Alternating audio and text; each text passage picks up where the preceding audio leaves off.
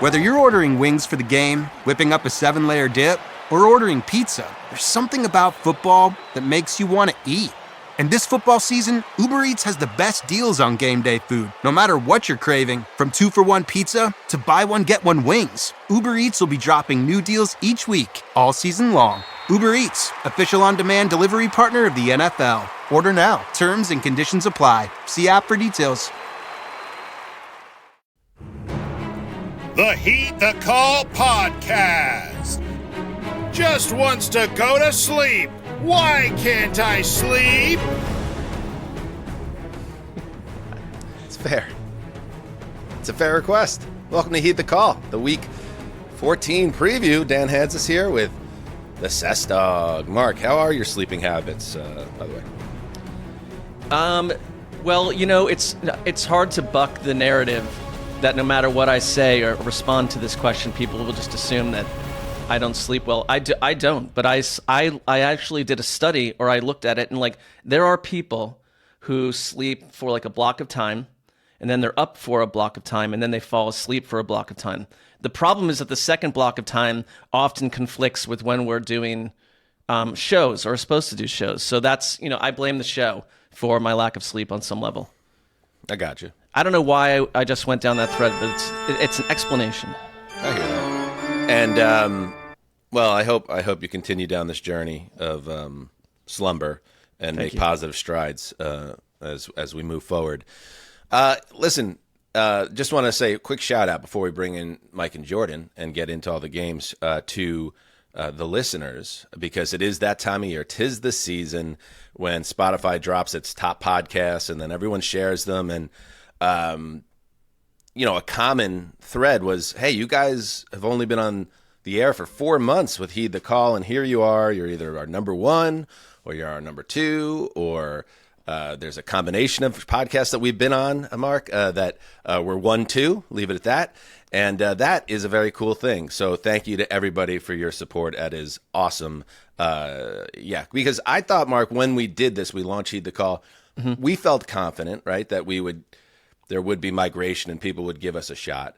But then to see the proof in the pudding is awesome. So thank you to everybody. Yeah, it's been an interesting experiment. It's a grassroots movement on many levels, not unlike the Contras down, the Sandinistas down in Central America back in the day. So that's what we are. And like to be in the, up where we are, like, it speaks to the fact, and we like to sometimes jab at the listeners, but they deserve a ton of credit for their loyalty. And without them, we'd be an echo chamber talking to no one, just ourselves, you and me. Yes, and a nice little Easter egg there that if we weren't Heed the Call, the backup or the number 2 choice for our show was the Sandinistas with Z at the end, but we ended up going with that's right, Heed the Call. Yeah. All right. Without further ado, so thank you to everybody. Let's welcome in 2 people that are also vital in us having this success that we've had since the launch of Heed the Call. It is the great Jourdan Rodrigue and Michael-Shawn Dugar of The Athletic, our regular Thursday contributors with a Z. What's up, Mike? Mark will be maybe happy to know I pulled an all-nighter to get home from New York over the weekend. So, brothers in sleep, arms, right? Yep, absolutely. Jourdan, how are you? I'm good, Mark. I have a sleep podcast for you, but you do run the risk of not really knowing what happens in the middle of the podcast because it puts you to sleep and perhaps some sort of mind control taking place. So that's the risk Mark's you could language. run. Yeah, that sounds up my alley. But you will sleep. So. Okay. Share it with me. I am very interested in that. Hey, by the way, Mike, you were in New York for Jets Seahawks last week. You did text on the weekend about Where's Joe's Pizza. I did my best. I connected with my brother, Kevin Danger Hanzus, Brooklyn native, and I gave you a couple different locations. Did you find your way to Joe's? Did you try the best pizza in New York? I didn't. I passed out. I traveled for 12 hours on Saturday. So by the time I got to my hotel, like I sat down and I was just full dad mode. Just started snoring. Right, just Did sitting you fall up asleep at sitting the desk. up? Yeah. Yeah, at the desk, not even in the hotel. Like I sat down and then I just I couldn't even move. And I woke up at like 5 a.m. and my sleep schedule was thrown off for the rest of the day. I had some like pizza from this like street dude right next to my hotel on Sunday night, which was I think Street it's New York dude style selling the, like, pizza? is it the Mike, what'd you get yourself into? Are you okay? It was fine. It was like street food in New York. Is that not like a thing? No, well, yes, there is. There's like halal food and hot dogs famously and D's Nuts.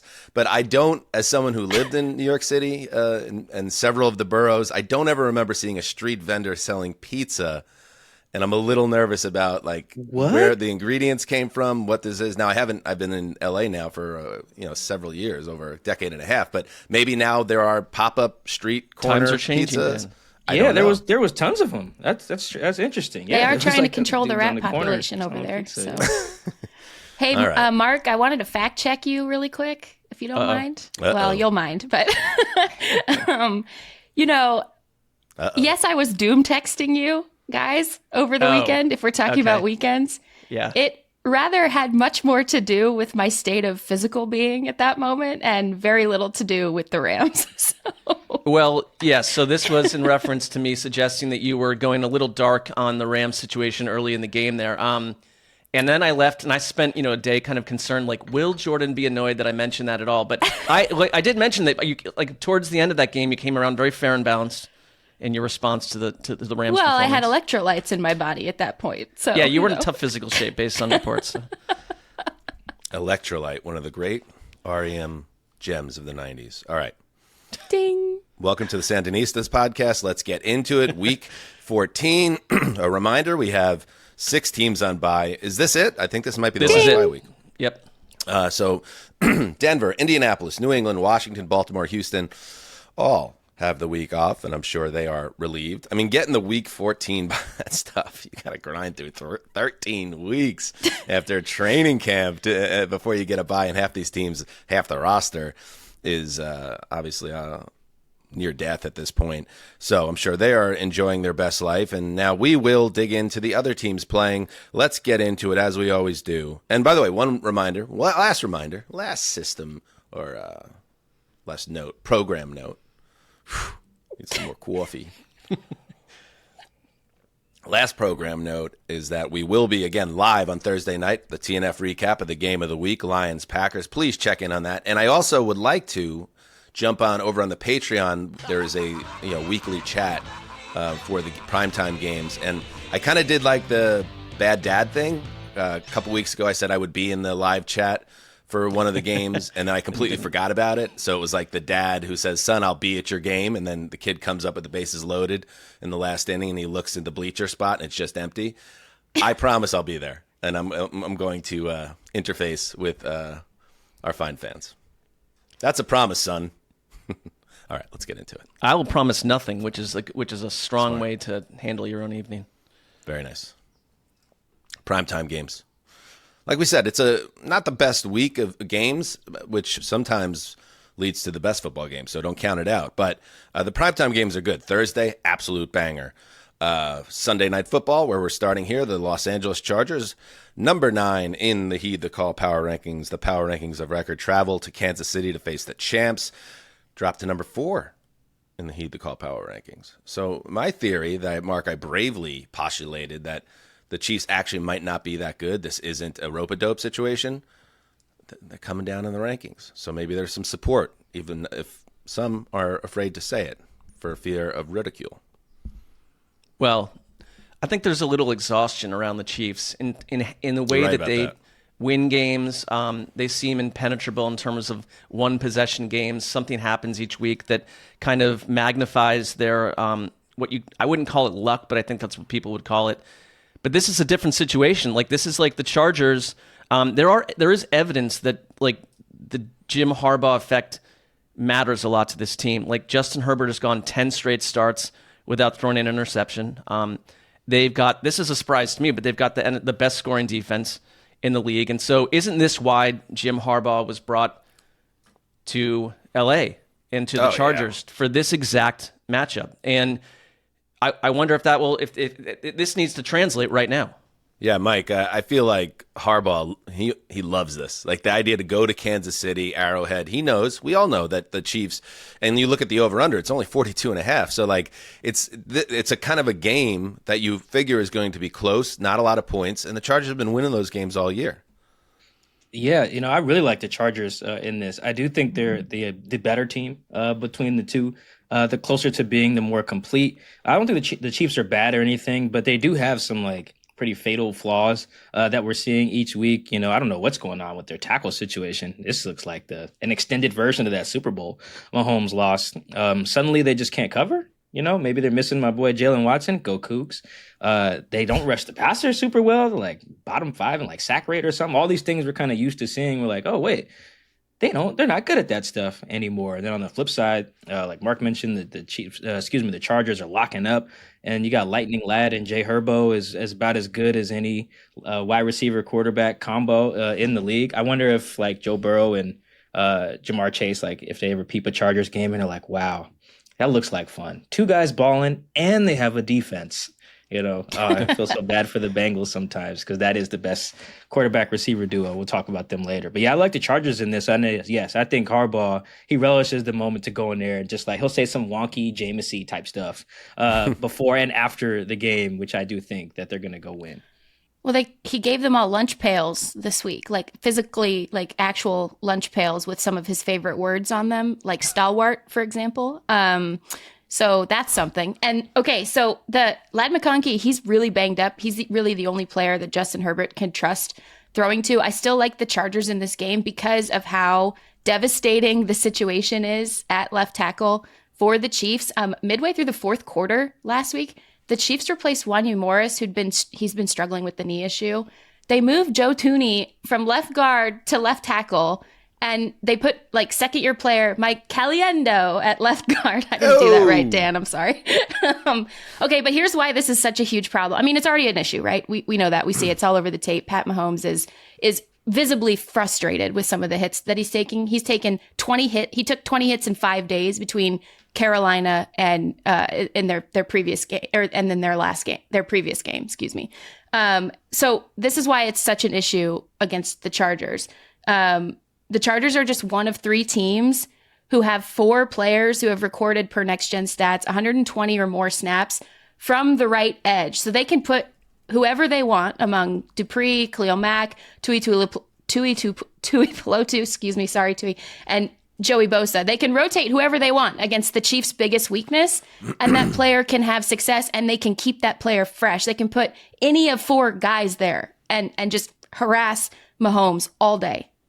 Yeah, I think it's a major concern. I think that's the key to this idea of are the Chiefs actually in trouble as we head down the stretch? Can they get the offensive line fixed? Because, yeah, that year that they were devastated on the line, they won the AFC title. But then when they got to the Super Bowl and they faced a team in Tampa Bay that could pin back their ears and get after the quarterback, Mahomes took a vicious beating in that game. They got blown out. There was, and you made a good point there, Jourdan, that you have seen that frustration. Mahomes obviously is a class act and a great teammate, so he's not going to go blow up people. But you saw him gesturing towards, I believe, Andy Reid late in that game. I think before the Chiefs had a chance to close that game out against the Raiders on offense, and I think they went 3 and out, which prompted the drive by O'Connell that ended with a terrible fumble. But kind of like that gesture, like, come on, you guys got to get me some help here. And they're past the trade deadline. We're past everything. And now it's just they need to find a way to make it work. Here's Mahomes talking a little bit about the offensive line and execution issues. I don't know if it's affected me too much. I mean, I've played with all those guys before, and I know those guys are out there battling. They're out there, and they've played winning football before. And so I just go about my business, go about my process, and try to stay within the scheme of the offense. And then when stuff breaks down, I try to go out there and make plays. And so that's what I'm going to continue to do. After that last sack in the fourth quarter, looked like you were pretty upset about that. Did you talk to Andy about making a change at any point there? I did not. No, I was more upset just because I felt like there was people open and we hadn't scored in the red zone, and so I knew that was a big drive, and I think I was just more upset about the fact that we didn't execute at a high enough level in the red zone. So then, to me, yeah, there it is. It comes down to, Mark, do the Chargers with McConkey either out or limited here can they put up enough points, or is this gonna profile as another narrow Chiefs win where they make the big play at the end? I think this is a field goal game, and I could see it going either way. It would be a huge win for the Chargers if they could pull it off.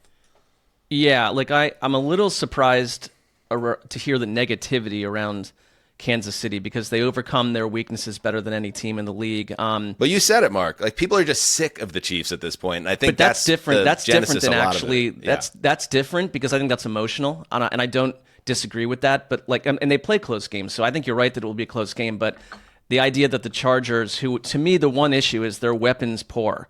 They have an empty shelf when it comes to how are they going to beat Kansas City on offense? With who? With what? Because they were meant to be this run-heavy bully, and there's been plenty of games where they've not really run the ball as well as you'd think either. So I want to see it happen. I think it'd be a great story in the AFC for the Chargers to do it under Harbaugh. But like, I just keep picking Kansas City over and over because they're going to find a way in the final 10 minutes of the game to stretch it out and win. This is what they do. Like, I can't diagnose a Chargers victory here. Well, thanks for trying. Well, you want me to, though. I know. No, I don't care. I mean, again, yeah, I don't care if you do or not. But I do think the Chiefs by 3.5. This is a field goal game. I feel pretty good about that. Let's move to yes, Cameron Jourdan, Dicker. Somewhat ironically, the Chargers are in a much more stable situation right now at kicker. I mean, the Chiefs backup to the backup to the backup that they signed. Yeah, it hasn't been an issue per se, but Cameron Dicker is nails. Also, he dressed up as Edna Mode for Halloween, so icon. There you go. And isn't it such a Chiefs thing that they could be on their fourth kicker and it's not an issue yet? Yes, I know, right?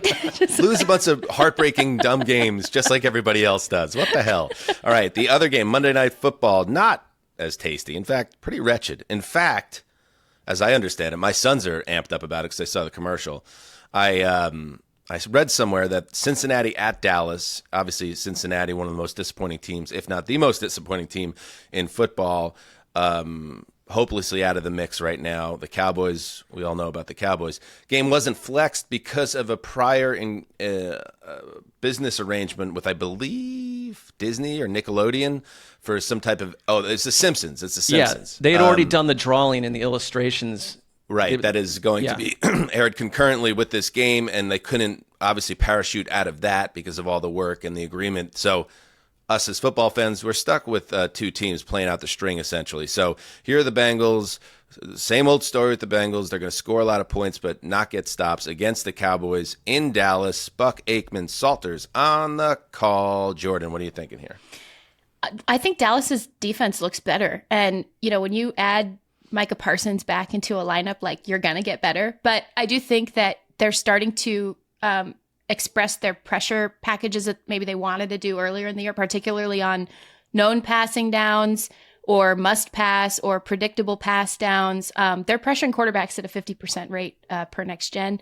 Joe Burrow's great against pressure. So that's, to me, the matchup to watch here that does make this, like, besides the Simpsons thing, like, a little bit more exciting than what it looks like on paper, because everywhere else, I don't have any expectation at all for the weaknesses of either of these units, the weaknesses of the Bengals defense, for example, and now they're going to be without linebacker Logan Wilson. He's going to miss the rest of the season after getting knee surgery, reported by multiple outlets on Thursday morning. Sorry about the siren in the background of my audio. No, it's gritty. It's good. Yeah. And we're going to suffer through this game. Yeah, the blood is in the alley and the streets. But I think, honestly, these teams are who they are. We're seeing now that their weaknesses will be exposed for everyone to see and probably piss Jamar Chase off even more than he already is. Oh, let's listen to Jamar Chase. Nice tee up, Jourdan. She didn't even know we had it locked. I'm learning. What a stud. A pro. That Jourdan Rodrigue. I do have it. It's in the rundown, which I was in very early in the week. Oh, yes. Very good. Very good. Look at you. Unbelievable. Anyway, frustration leaking out from everywhere. We've heard Burrow's comments were not so cryptic, pretty on the nose, in fact, after the loss to Pittsburgh at home, where he's like, yeah, these last 5 weeks, we're going to find out who can help us and who can't, and then Jamar Chase was asked in the locker room after the game, like, do you feel like the pressure to always be on offense? And here's what he said. Did you feel like y'all offensively had to score every drive given kind of how the game was going, especially early? Did you feel y'all pressing to kind of get as many points as possible given how the back and forth was? That's kind of our expectations now. How tough is that to play on a game in and game out basis, knowing you as an offense don't really have much of a margin for error? Got to find a way. Jamar, are you surprised your defense has struggled the way it has? I don't know. They need to find a way. We got to find a way. Rough. Mike, you cover the Seattle Seahawks. I don't think you were there for the peak Legion of Boom years, but there was always a lot of tension, or at least we were told from the outside, with that great defense and then Russell Wilson in the offense. And in general, locker rooms, can they be torn apart by that type of discrepancy and difference between the production level of each side of the ball?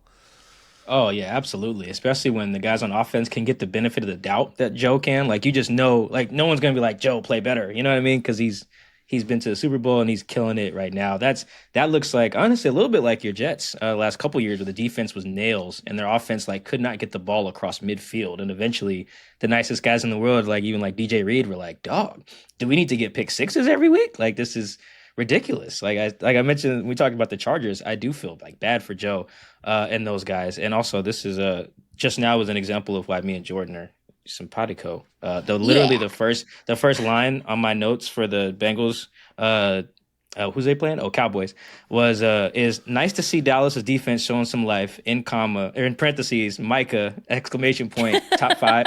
The Cowboys are top 5 in pressure rate. Because that's the first thing I was looking at. I was like, oh, the Cowboys defense doesn't suck anymore. But honestly, I know we don't have the sound of that, but like you alluded to, Dan, Joe Burrow's comments are even like almost just as bad after the game to me, because he was pretty much like, yeah, man, I got to score a lot. I got to be perfect. Here we go. I mean, same thing as Jamar, but like, I feel like he's a little bit more like, when you're a receiver, you kind of expect that. But for the quarterback to basically like, dang, this sucks, man. I got to throw like 5 touchdowns a week and we still might lose, to hear him basically come out and say that. If you're the defense, that's got to light a fire under you more than any getting cussed out or chewed out. Like Joe and Jamar are legitimately just like disappointed in you, like parents, at how bad you stink. That's got to, fire them up somehow, I would like to think. Well, and I think if you're Joe Burrow, you're savvy enough to know how MVP voting in general works, and he's watching his best season flitter away. He has the most losses with 300 plus passing yards and 3 touchdowns in a single season in NFL history. And this team, the stats around and the numbers around Cincinnati are starting to become incredible. Like, they're 0-7 against sub 500 teams, but they are scoring 30 plus points a game in those defeats. I mean, this is hard like to this. do.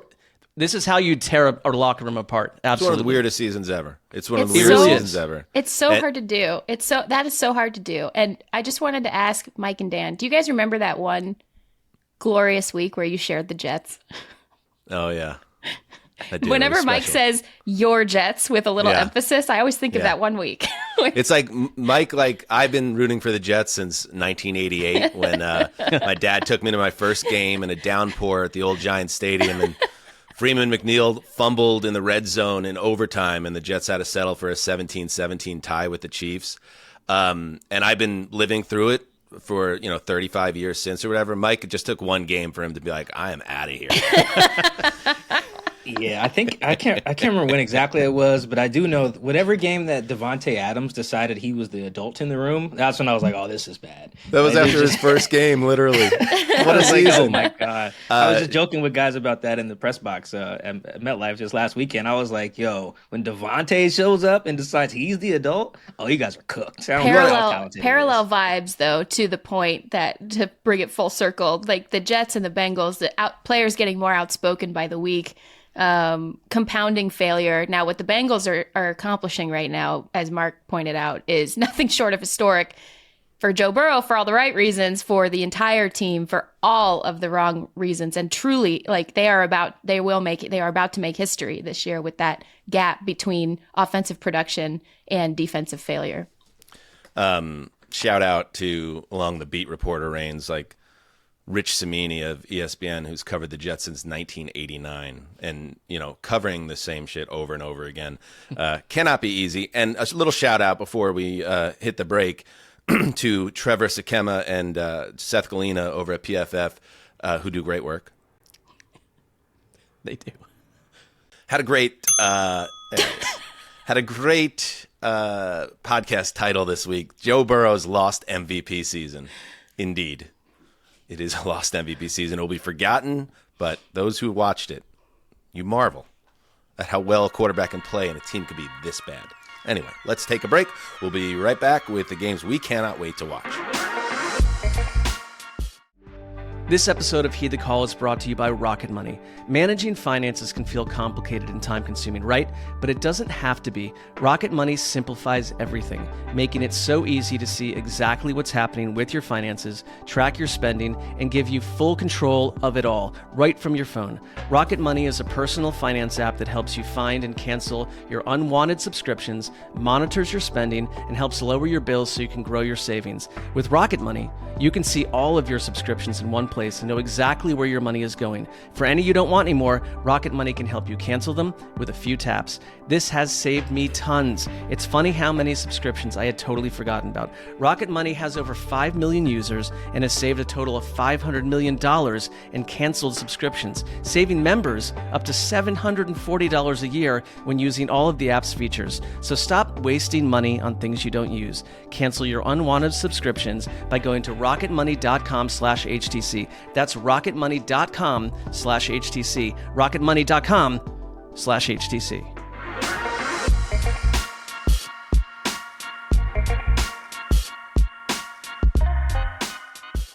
The search for truth never ends. Introducing June's Journey, a hidden object mobile game with a captivating story. Connect with friends, explore the Roaring 20s, and enjoy thrilling activities and challenges while supporting environmental causes. After 7 years, the adventure continues with our immersive travels feature. Explore distant cultures and engage in exciting experiences. There's always something new to discover. Are you ready? Download June's Journey now on Android or iOS. I've got a lot of grandbabies, like a lot. And when it comes to finding a gift for each of them, it could add up. But this year, while I was making my way through Walmart, I realized I don't have to spend a lot to get the gifts they'll love. An OPI mini mani set! I'm gonna do so much nail art. Oh yeah! A Lego set! My own Walla water bottle! Ooh, and that's just half of them. Shop great gifts they're sure to love for $25 and under at Walmart. All right, we are back. All right, before we get to the games we cannot wait to watch, just a reminder that the NBA season is in full swing and Underdog has tons of fun ways to get in on the action with... Why are we getting off here? Oh, for f***'s sake. Tank slow. The last thing we need right now is to be stranded on the highway.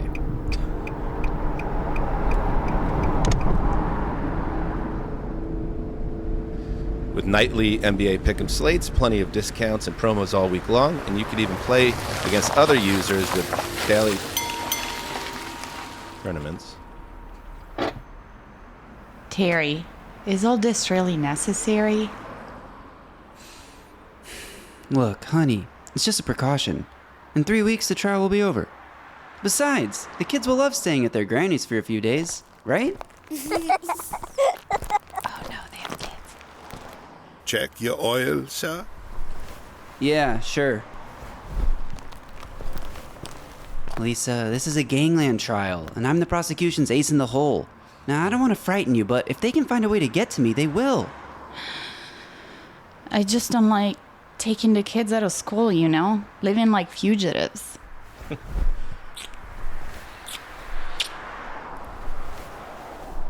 Trust me on this, all right? I know what I'm doing. Okay. Where's that guy going to? I'll be right back. Okay.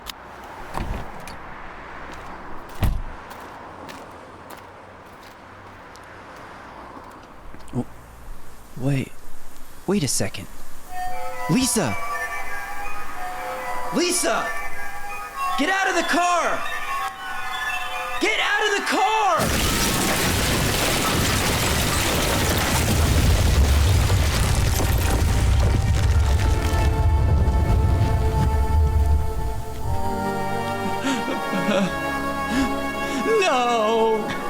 No, why? Vipers!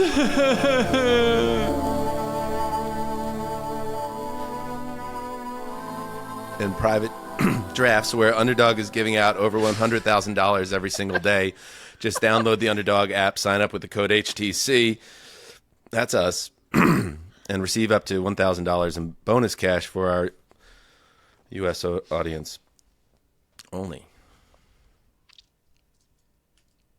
Well, that had a real has a real 70s television drama vibe to it. But then, if you're Lisa, your acting career is taking off, and suddenly you're essentially written out of the show. I mean, it's a tough situation. R.I.P. Wow. Mike, you are a cinephile, and I feel like all of a sudden we found ourselves at a crucible point. Feels like the third act is going to be off the chain. It does. What's that? This the long running soap opera is like Young and the Restless or something like that. Yeah. Yes. My grandma always watches. That's what that sounds like, but like the modern version. I like it. My hope is that we get a Dark Terry arc, like John Wick style. I mean, you can only hope. I mean, Lisa's gone. It sounds like the kids. We're the kids in the car. It's pretty dark. That was a choice. I just want to say there's some the pretty choice incredible, by the Vipers.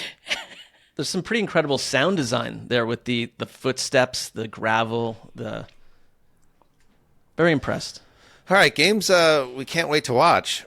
It's getting increasingly difficult to, pivot back to football. It's so trivial when, All right, Jourdan, get us going. With what game are you so excited for in Week 14 that you could actually just totally, push to the side the murder of an entire family? I think you have set me up to follow this every single week. I mean, how? By the way, I don't know how. I can't. How shallow can one be? It's like it's not all about football, Jourdan. And here you go, just wanting to get back to ball, as like an unspeakable human tragedy unfolded right before our ears. Yeah, this is the Mark intersection: football and unspeakable human tragedy. Actually, so that's good. Okay, well, the game that I can't wait to watch is number 21 in the Heed the Call power rankings, Atlanta at number 5, Minnesota. This is the Davis, Greg Olsen, Pam Oliver game. I'm going to be honest. I picked this game because, to use a Mark phrase, minus the curse, the Vikings are a pet team of mine. They have been all year. I love this crew. I love listening to Greg Olsen talk about football and teach people as he commentates. I hope that he keeps winning awards, to win some sort of award, and cements his legacy as the actual one crew. One thing, Jourdan, not to interrupt, but do we think the gas station attendant... So he's responsible, right? I mean, he sounded pretty ominous in general. It feels like, what if he was in disguise? It sounded like a disguised, the head of the Vipers, maybe. Disguised voice almost. It sounded a little garbled, like somebody who normally has like a velvety smooth voice. Yeah. Put several layers of gravel over it. All right, back. I'm sorry to interrupt. I was just one person's analysis of that situation. Yeah. Check your oil. Yeah. Okay. Yeah. Yeah. Go ahead. Yeah. Okay. Here are the key plot points of this football game. Yeah. Sam Darnold hit a slump a few weeks ago. It wasn't nearly as low as we've seen before. That's the combination of repeated good habits, confidence, great scheme, a great play caller, and a great cast around him in each phase, which Terry really could have used, to be honest. He's coming off 2 clutch late game performances, and the Falcons are coming off inarguably their best defensive performance of the season, which was wasted by a totally immobile Kirk Cousins, who threw 4 picks and is even having a hard time stretching to execute a basic play action, which is leading to whispers in and outside of that market that they should play Mike Penix. But Kirk Cousins, by the way, who is returning to Minnesota this weekend, so it's time for a caffeine shot right to the calf, Kirk. Bijan Robinson is becoming the Falcons' entire offense. He and Tyler Algier are in the top 5 of missed tackles forced this season. Plot point, they face the number 1 run defense in the NFL in Minnesota in yards per game and scoring. The Vikings are second this season in record in one-possession games, which I don't think this will come down to. Some are using this to doubt their caliber, kind of similarly to what we've just talked about with the Chiefs. But here are the top teams in that parameter in 2024. The Chiefs, of course, 9-0. In one-possession games. Vikings are 7-1. The Eagles are 6-1. The Lions are 5-1. And we are not questioning the caliber of the Eagles or the Lions at this point. I don't expect this to be a one possession game, but Kirk with a caffeine shot to the calf in Minnesota, this might get freaky. I'm getting close. We're all still mourning. There's just silence.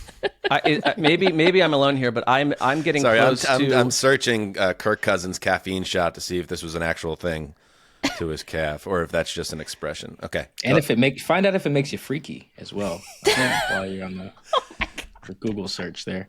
Yeah, that would. I was gonna do the same thing, but is Kirk freaky with many his hands make for yeah, lighter you work should Google search that, Dan, for sure. You don't know what. Try to do it on a work computer. You don't want to know. Yeah, go ahead, Mark. I'm just getting close to the idea that if you want to get freaky and you're the Falcons, that I'm ready to try Michael Penix in this offense. And I get that people, maybe that sounds a little cliche at this point, but like I really feel like Kirk Cousins, who has a negative EPA in 3 straight games, and it's not just the turnovers. You're going to get that game with Kirk Cousins. He's going to process and see the field and read defenses better than a rookie, obviously, in many ways. And his effort is not to be questioned. But Atlanta almost needs to save their season at some point. And so I am really ready to find out what this offense looks like with a hyper strong-armed rookie passer who can move. I think that's a popular opinion. Yeah, I don't think it's completely unusual. Right. Yeah, the veteran and get in the kid, especially if it's a first-round pick and the circumstances around the decision-making that Atlanta made. And I can't even venture a guess what conversations are being had behind the scenes of the Falcons, because what they did was so unorthodox. I have no idea they gave Kirk Cousins a shit ton of money and then drafted a quarterback in the top 10. So it's like, who knows? Maybe they're itching to get him in. But I would say, as someone who's followed Cousins his whole career, Mike, this isn't the first time Kirk Cousins has had a slump. Now, yes, He is older. He's thrown some balloon balls. He can't move and all that stuff. But I would think Cousins also is the same guy earlier in the season, threw for 500 yards on Thursday Night Football, and he has a way. I think he can see himself out of this. I think it would be a mistake to bench him at his lowest point, but at the same time, I can understand why conversations might be being had, because you might think what Mark's saying, maybe to save the season, we have a shot in the arm on the bench. I just think that would be kind of a rash decision to make personally, given Cousins' track record as being a consistent producer. Yeah, I'm torn on this. I was thinking about this week too when I got caught up on the games this week and I saw all the Kirk plays, not even just the picks, but some of them, just some of the plays in general. I was like, oh, he might need to be taken out back. This is pretty bad. But at the same time, this is why I wasn't a fan of the playing for the present and the future thing the Falcons tried to do, because it's tricky. You set yourself up for a potential lose-lose. Either you drafted a guy in the top 10 who you won't even get a chance to play while he's on his rookie deal, which does matter, because the guy you gave $100 million to or whatever is too good, which is kind of a lose-lose a little bit, depending on how far you go with the other guy you gave all the money to. Or you end up playing Penix early because the guy you guaranteed $100 million to isn't good enough, and that's kind of where they're at right now. I don't think necessarily the reason I would lean towards keeping Cousins out there is giving him the benefit of the doubt. He doesn't stink. He's lit up. He's a big part of the reason why they're still in first place in the division, because he lit up the Bucs and they got the tiebreaker over them, which is important. So I don't think they necessarily need to save their season, quote unquote, because they could limp to the wild card round and get a home playoff game. Which yes, limping literally with Kirk, and that doesn't sound too great. But then this is maybe one of those situations where I'm not in Atlanta, but I do understand everyone's got bosses, right? If you're answering to Arthur Blank and you haven't won, I don't think they've had a home playoff game since the Trump inauguration, so that's a long time ago to not get that money, get that excitement in your city. And they're going to get that this year, I think, with Kirk. So while to the rest of us, we're let's see Penix, he's got a higher ceiling. I can understand being we just gave my man $100 million guaranteed. He's going to get us the division title, which is probably going to be the case. We're going to get a home playoff game. There's ways to view the season as a success, even if Kirk limps you there. So I would probably keep him in there unless he completely stinks up the joint. But because I think revenge games have generally gone well for teams this season, I think his Vikings game will be pretty good and he'll look passable and they'll stay within reach of winning the division, which I do think is a big deal to a franchise like that hasn't done it in forever. The Falcons have scored just 12 points per game since week 10. The Vikings allow just 18.3 points per game, which is 5th best in the NFL right now. That defense just keeps on churning and churning and churning and recreating itself week over week. I had some logistics insight on the Penix potential swap, but I know we want to make sure we move. But I also have a Darnold Hive nugget for you, Dan. So you pick which one do you want? I mean, you choose one or not both. One of them. Which one works the best? I have to give you your Darnold Hive nugget because I do that. That's my tradition that I'm doing every week now. So Sam Darnold is tied with Lamar Jackson in games with a 100-plus passer rating in 2024. 10. Hear that, Dugar? Ahead of Jared Goff and Joe Burrow, who each have Dugar. 8. That's the Darnold Hive nugget of the week. Dugar. Dan's in the corner still with the whiskey in his coffee. By the way, you did promise, Mike, on text to DoorDash the Darnold Hive if he finished that comeback win on Sunday, which he did. So Chipotle, please. That would be great. Yeah. I was very happy about that, about that comeback. And you're still welcome in. It's not too late. Do you want to join us? Come on. No, it's going to take me a little bit still. However, I do think the last couple of weeks, though, he has made some big boy throws, win or lose. Like they've always been winning, but the throws he's been making late have been just really good, and him and Kevin O'Connell are really dialed in. That's been really impressive to watch. Can I ask a question visually? So let me get this straight, because that text kind of threw me about the DoorDash. So you're sending like a Chipotle burrito into the structure of a beehive? Is that no? When I sent that, I meant that I would support the business by ordering some food from there if he had completed. I won't go I saw it as support the business. So we're getting a burrito from a beehive. I'm trying to figure this out, but I saw it as like the hive is growing. As it becomes more powerful, and it's gotten to the point where you could just send a delivery guy in there. Now, does the delivery guy get out? Probably not, but like the burritos get in, and that's a good thing. Well, that's Is that a euphemism? Okay. The game I cannot wait to watch. The number 11 Seattle Seahawks in the Heed the Call Power Rankings traveling to the desert to face the number 13 Arizona Cardinals. Love it. Like this game. It's juicy. And you got Ian Eagle and Charles Davis, two of our favorites on the call. You know, Mike, you know, I'm sure you know better than anyone. The Seahawks fans, very passionate, great fan base. That building is as loud and as energetic as any in the world. The loudest stadium I've ever been in. I was down on the field for the first game after they won the Super Bowl in 2014, the Thursday night opener against the Packers, and I've never been in a louder place in my life. So I say that with respect for Seattle fans. They're also a very sensitive bunch, and they're always in their feelings and believing that they don't get enough credit and this and that. And when I made the mistake, I guess, on Sunday of saying I wasn't impressed at all with their win against the Jets, I got criticism for that. But I stand by it. Like, I watched that game, and I'm like, man, if they weren't playing like the one team in the NFL that more than any other team in the league just blows games and invents ways to lose games, Seattle goes to the East Coast and gets their ass kicked by a team with 3 wins entering the game, and they're good enough to, when a gift is offered to them, they say, okay, we'll take the gift, which was that game. But I need to see them play a lot better than they did on Sunday. And one thing to point out specifically is Geno, who's having, I think, a good year on balance, and he's been the answer quarterback. And they did a nice job identifying him ultimately when a lot of people, myself included, didn't think he could be a long-term answer. But they got to protect him better. Like I don't feel like he's getting enough time, and he's taking hits. The Jets got to him on Sunday. And if you take Geno out of this offense, they have no chance at all. So can the pass rush or can the line hold up and allow Geno to pick apart the Cardinals? And obviously on the Arizona side, can they start scoring points again? Yeah, you're right, Dan. The Jets, if you didn't know either team's record going into the game, by the fourth quarter, you were like, oh, the green team is probably bad. Because they were there were 3 4th downs in a row in the fourth quarter while the Jets had the lead that the defense committed penalties.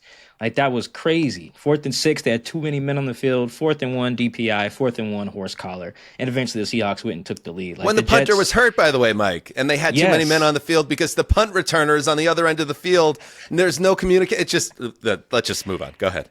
Yeah, no, it was bad. But I do think there is something to be said for just Pete Carroll used to say this a lot. Just do right longer than the other guys. You know, that was kind of one of his philosophies. And that game was a good example of that, even though if the Jets were just helping them by doing wrong longer than the other team. I do think it's hard to ask much more of Seattle's defense, though. Since the bye, I believe they're number 2 in opponent points per drive, I think behind Detroit, and number 1 in defensive EPA per play. It's a small sample, it's only 3 games, but they're starting to look like the defense that was promised when Mike McDonald was hired from Baltimore.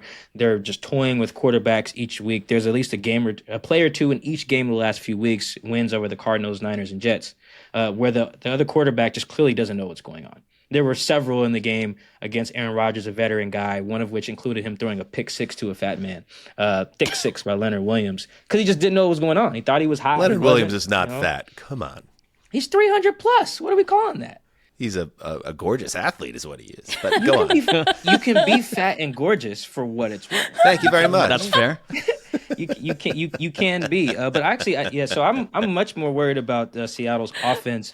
It just seems a little out of whack. They had that disgusting goal line series where they just didn't understand that number 95 on the other team is very good. So that's Quentin Williams. So I think they only scored 10 points on offense in their win over the Cardinals a couple weeks ago. So if the Seahawks are going to win this, which I'm still torn on whether they will, it really is going to come down to their offense kind of getting its head out of its butt, because while the defense has been so great the last 3 weeks, the offense has just kind of been skating by, and that's hard to do consistently against teams that aren't the Jets. There's a couple games this week where the divisional teams just met. Cleveland, Pittsburgh, Seattle, Arizona, they just met, 14 days ago. And so I do look back at those matchups and think they matter versus if they had played in week 3. And they put a ton of pressure on Kyler Murray. Seattle did a number of weeks ago, 5 sacks. The thing that really made the difference for me was that James Conner, who is their engine, and when he's running well and he's physical and they're able to run the ball the way they want to, that's when they start to become the Cardinals that you can believe in. But they held them to 1.1 yards per carry. They shut down that run game. And so for me, that's the Mike McDonald defense showing up in a big divisional matchup. Can they duplicate it? I think they can. That's like I'm as pro Cardinals as it gets, and I'm concerned about this matchup because it, to me, translates. It travels what they did 2 weeks ago to now. And if you can get in Kyler Murray's face and cause him frustration, then you can win a close game. Because I think it's going to be a tight, low-scoring, kind of close affair. There is no way to say this that is not going to get clipped or ridiculed. But the thing that stuck out to me as the difference between the Mike McDonald defense is close to getting to where it needs to be to it is now what it should be, and it is asserting, is particularly on that defensive line. There's a difference between wrapping and tackling a powerful running back to the ground and penetrating. And the Seahawks defense was actually against James Conner and that outstanding rushing attack. They were penetrating, and they were contacting James Conner. Wagon. Oh my God, damn it. I can't. I'm going to try to push through. They contacted James Conner behind the line of scrimmage on almost 60% of his carries in that game per Next Gen. So that goes to show it's not just you are technically sound, you are winning the contact point at the line of scrimmage, which is what this defensive line was intended to do between its scheme and the ability of the players up front, which makes the difference to me between a defense that is trying to figure out its identity and a defense that has securely gotten on that track. And before we move to the next game, not to belabor the point, obviously, Mark, but Cardinals 4-game winning streak, hit their bye. You got behind them. In the moment, I said, this is very dangerous, Mark, what you've done, your history. There's a curse connected to you and getting behind teams. They've lost 2 straight. I know you don't even have to acknowledge it, but I know you're very nervous about Sunday because a 3-game losing streak following a 4-game winning streak with the inciting incident being you saying this team is great, not great for the brand. It's not great for the brand. What I'm trying to avoid is like on Sunday when like 14 games are happening at the same time and like Justin's texting me little snarky anti-Cardinals business. I don't need it. There's too much happening on Sunday, so it's like I want to avoid that. Talk about them. Situation. Let them come under the radar. Silent. immense amount of pressure on Marc Sessler's shoulders going into Sunday. Can I quantify the pressure on Marc's shoulders? Yeah, go ahead. With some work from our, I love talking about this, so go on, Mike. Yeah, it's some work from our resident number cruncher, Austin Mock at The Athletic, who does good work. According to his model, if the Seahawks win this game, their chances of winning, going to the playoffs are 66%. Chances of winning the division are 63%. With that same result, so Seahawks win, Arizona Cardinals odds of going to the playoffs drop to 12%, and their odds of winning the division drop to 10% if they lose. So a lot of pressure. Is even going to get out of bed? I mean, no, the I'm anxiety, shutting out all the distraction and noise. They're going to get down. They're going to handle their business. Although I would say it's one of the least impactful home field advantages in the NFL. So that is a concern for me always with the Cardinals. You never want to go into the big toaster. All right, Marc, the game that you cannot. Well, in Marc's defense, there's not a lot on the meat on the bone if you get into the dock late, as Marc did. So what is the game that I don't believe this, but you cannot wait to watch? Well, so let's be real. Like, I've had a pretty good streak, I think 3 or 4 weeks in a row where I jumped in the document and got like a high quality game. I'm going Carolina at Philadelphia, but I do actually find this intriguing because of who the Panthers have been and who Bryce Young has been. And I do wonder, like, I'm not calling it a trap game because the Eagles to me seem pretty impenetrable right now, but I do wonder if this is kind of a staple game where Dave Canales can tell David Tepper up in the booth where he's not spilling drinks on people hopefully this week, but he can tell spilling. Yeah, well, okay. That's one way to put it. projecting drinks onto people. But I think this is an opportunity for Dave Canales to say, this is why you hired me. Like, if we can hang with the Eagles, if we get another good game out of Bryce Young, they really have been a different team. And I went and looked at their PFF roster, and the offensive line has been such a problem for them. They got 4 to 5 guys in the green right now, which is good for PFF. It says they're productive, they're handling their business to some degree. Can you hold off guys like Jalen Carter, who plays every snap, every game, is completely disruptive, and keep this going? Because I think the Panthers suddenly, their entire experience and who they are has shifted. They were going to go draft a quarterback. They want to trade the quarterback. Now he's playing well. You can add pieces around him. Or is this just a game where a bully, the Eagles, who've turned into a complete second half bully, unleash Saquon Barkley? It's another chapter in his potential MVP campaign, and they blow the doors off Carolina and bring them back to earth. It does interest me from that angle because I think we've seen a completely different Panthers team. This is not just an acid test. This is might be the best team in the NFC in terms of health, how they're playing right now, how they're playing in the second half. How does Carolina stack up? What does Dave Canales do? What advantage does he bring? So, yes, it's not the greatest game of the season, but I do want to watch it. I do want to see what happens. I hear what you're saying. I hear where you're going on it. And if the Eagles romp, it doesn't teach me much more than I already know about the Eagles. But if Jourdan, the team used to cover, the Panthers, if they either hang tight in this game, like for instance, the Desert doesn't think anybody's hanging here because they have it at 12.5, the biggest spread of the week. But if Carolina keeps this thing within a score, or God shocks the world and wins, it's all of a sudden. I mean, this would be a major, major moment for the organization because I think a win in this spot, for instance, would lock up the idea of we're getting behind the quarterback moving forward. So there are big stakes for the Panthers if they can, ball out. And bear with me here because I know what I'm about to say sounds totally nuts, but Bryce Young is actually the prototypical quarterback to best work against this Fangio defense. This is the type of problem-solving, quick throw, underneath guy who can still cut up the seam, against a too high shell if that's what's presented to him, who can problem-solve some of the coverages.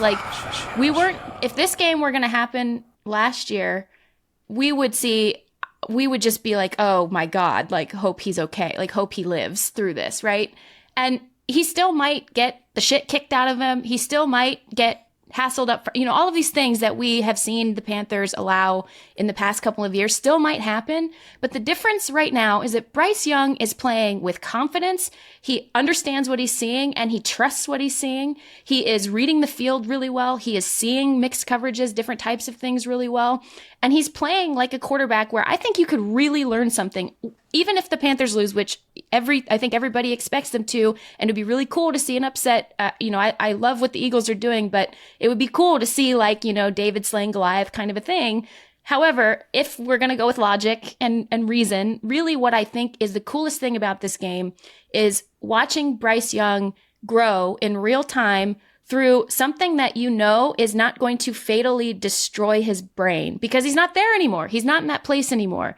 And I just think that's awesome. And I love that for him. And I can't wait to see how he assesses what is going on across from him and how he sort of picks his way through all of the things that Vic Fangio and Joe Casper and Christian Parker, Clint Hurt are going to throw at him between the first level of the defense and the back. I would say the fly in the ointment here is that the Panthers, for all the optimism, have the worst run defense in the league. So that's is Bryce going to get a possession? Let's see. Right. Mike, anything on this one?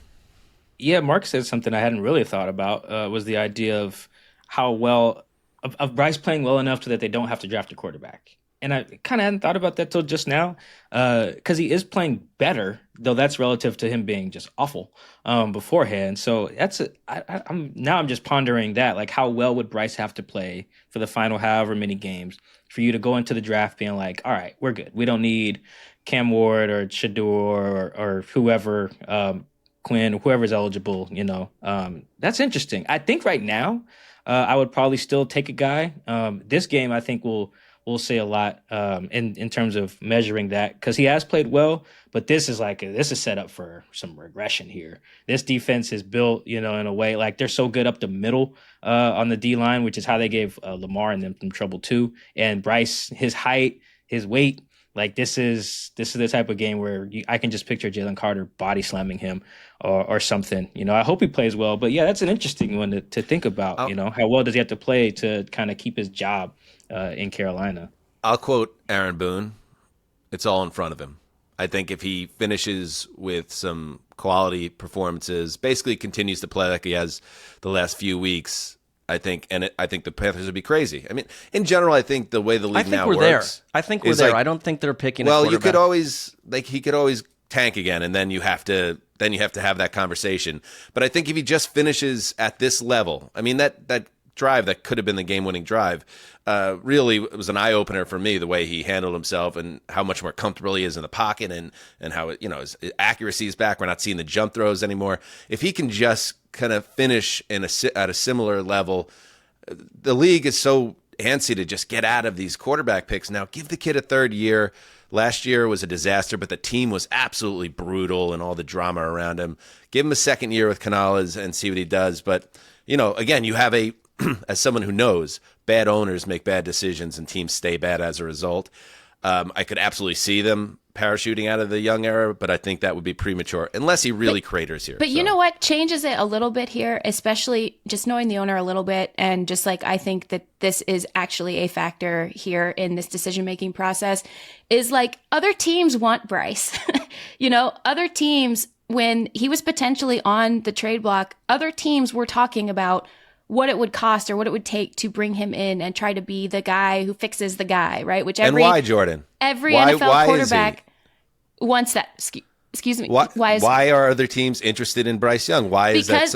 Because they see how he processes the game, how he has the arm capability and the talent, and they saw the destruction of talent and complete quicksand around him. Exactly. But also, and how that compounded for him as well. So other teams, I'm just saying, this is the ego of the league. They see a quarterback who's struggling, who has some, first of all, intangibles that are great, and then also a physical skill set despite a very diminutive size and frame, and that's a problem. But that's fixable within some offenses. You're seeing it with Baker, who is stockier, but not a lot taller. I mean, hell, Matthew Stafford is not a lot taller than Bryce Young person to person. He's just built, they're just built differently. Hands, feet, just structure, frame, all of that stuff. But, you're looking at these teams who think that they can fix the guy, and they're making the phone call. What would it take? And there's enough buzz about, okay, let's think about really, really long and hard to think about, would we really want to watch someone else potentially fix this quarterback, or do we think we can fix this quarterback?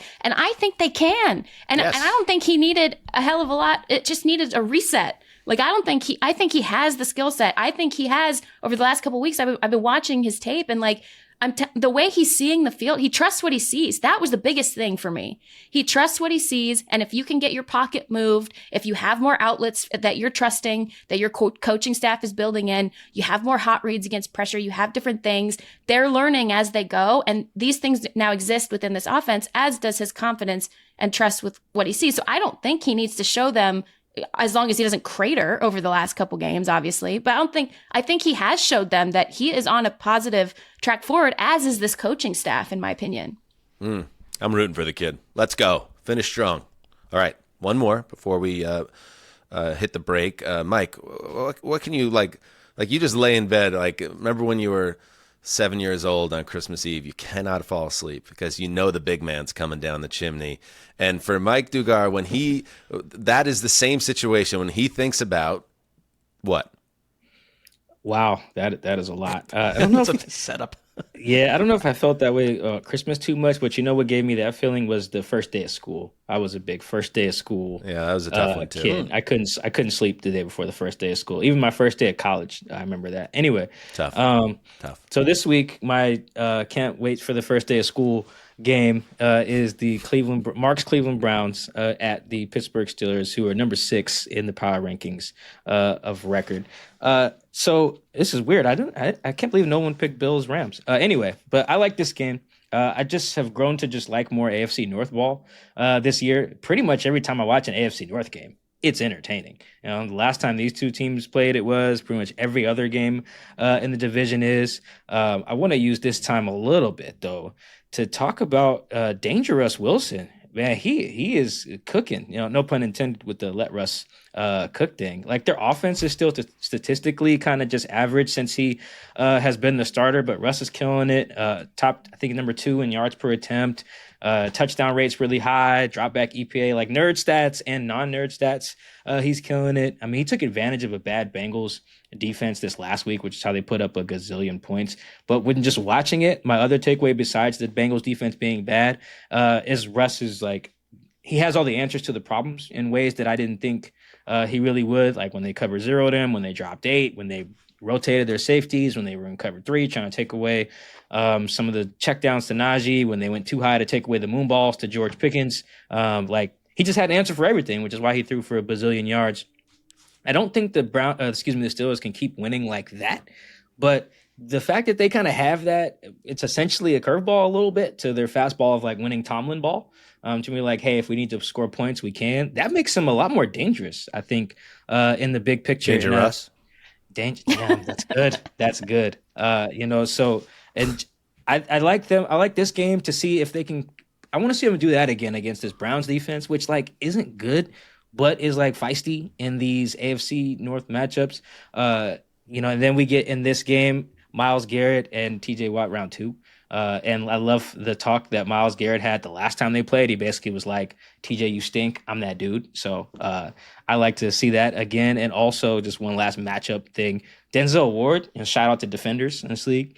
Denzel Ward is playing at a crazy level. I think he has like 19 or 20 passes defense, which is nuts through how many games they have. Not a lot of picks, but he is killing it as well. If George Pickens doesn't get thrown out for like pouring a beer on someone at the kickoff, then I think him and Denzel is going to be a like must-see TV in terms of an individual matchup too. So yeah, this is my lay the clothes out on the bed, can't get any sleep because I want to watch Dangerous get round 2 with Cleveland, because now I'm like an AFC North ball junkie. Ooh, I like this that. season. Yeah, the Browns deserve the benefit of the doubt after what we've seen from the last couple weeks. Yeah, I used to do you would first day of school the night before, you would have the shirt, always fresh stuff, always for me from Marshall's, the discount department store. I would go with mom and I would pick out, so I'd get the new shirt and that'd be hanging on the dresser, and then with like a pair of pants, like sweatpants, until about 8th grade, and I was like, okay, we got to say goodbye to sweatpants. And then I'd have Nikes, brand new Nikes, not Nike Air, but like Marshalls would have like a nice pair of regular Nikes, and then that would be my first day of school, and I just lay looking at them, thinking about, wow, you're gonna look so awesome. Well, you got to, and that's back in the days like you're not able to drive, and so like you haven't seen like a girl in 3 months, like and so everyone like looks different, they look older, like you got to go with social new clothes. media, Like Right, they just none of might that. as No, well you're- have been in another dimension. No, all you're the like kids that you hidden. went to school You're with, like yeah. watching He-Man in your basement all summer. Like there's no life happening for the most part. So and that's when you're ready for the summer to end. But like I thought also the thing that I loved was like the school supplies, where I'd go convince my mom that I needed like way more school supplies than I ever actually used. And I've got like a whole new like Trapper Keeper. I've got like pencils and pens, and like somehow I convinced her to get like a gigantic 24 set of color markers that never even leave the house and are never used for a school project. So yeah, you've got to use it to your advantage, and I'm with you. First day of school was massive. As far as this game goes, first of all, the game. Yeah, shout out to Russell Wilson because the football cognoscente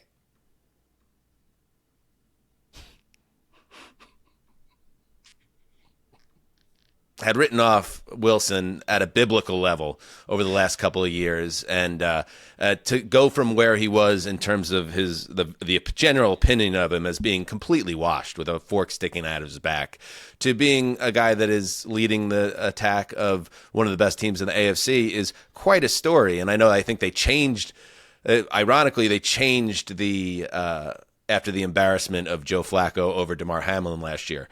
They changed the rules of the comeback player of the year. So I don't think Russ is even eligible, but he is the comeback player of the year because of where he was with the narrative around him, straight up his production and how he started to bounce around the league. And now he's a major player. So shout out to Russ. It's nebulous. For doing that. And, on the Cleveland side, Mark, I was wrong, but in my defense, I didn't look ahead close enough. I didn't realize the Browns had another primetime game. So I'm going to now double down on the prediction. So what the Browns do, they're very fun and entertaining, especially in their building, but shout out for them going to Denver and being fun and entertaining. But the Browns' move is just when you think, oh, the Browns are actually good, then they play a Sunday afternoon game when not everyone's watching, and they lose by 28 points. And that, I think we're going to get the Browns that are like, people aren't watching anymore, so we'll go back to being shitty. That is my prediction this week, and let's see if I'm wrong again. We'll see. I love that you brought up Denzel Ward, Mike, because Ward is the type of player who plays really well against AFC North teams. I mean, he's been a terror to Joe Burrow, and I think it translates to the Steelers. There's some really disturbing Browns experience nuggets. They haven't beaten Pittsburgh in 20 years. They haven't swept the Steelers since 1988 when I was a freshman in high school. So the fact that they already took them down. That was a long time ago, everybody. Yeah, I was going to ask, how long ago was that? It was back during just on the heels of the Revolutionary War. It's like when 90210 decided, we're not going to make it a family show. Right. It's going to be actually about, we're going to focus on the teens and the high school and less on the parents. You're almost exactly right about that. That's when that show took that turn. There's one little matchup that I am watching because when the Browns were without their tackles, that's where their season went south in a hurry. When they had terrible offensive line protection. Jack Conklin held TJ Watt to one pressure and no sacks 2 weeks ago.